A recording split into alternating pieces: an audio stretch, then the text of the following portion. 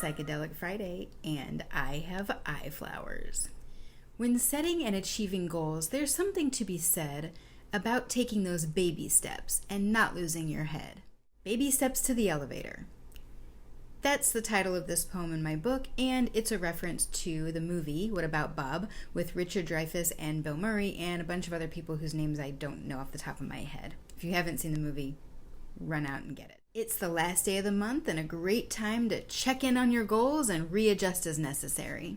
One of my goals this year is to learn how to make sushi, and so far all I've done is buy this bamboo mat, which I think is for rolling it, but I'm not sure. Just maybe in February I'll get lost in a how-to matrix on YouTube or take a class.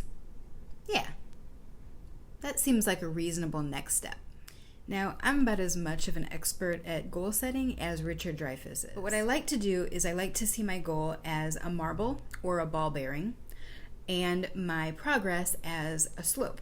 And you can have a really steep slope, which means that the marble is going to fly down that hill, or you can have a really moderate slope, which means that it's just going to move slowly and perhaps pick up speed along the way. The steeper the slope, or the larger the steps, the faster your goal will reach the finish line. A pro to reaching your finish line faster is that you can begin to establish habits associated with your recently finished goal.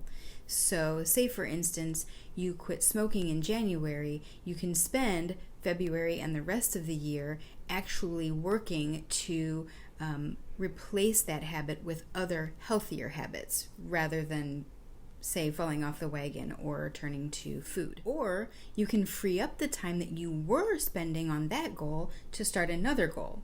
Say, for instance, finishing a quilt and starting on rebuilding that engine.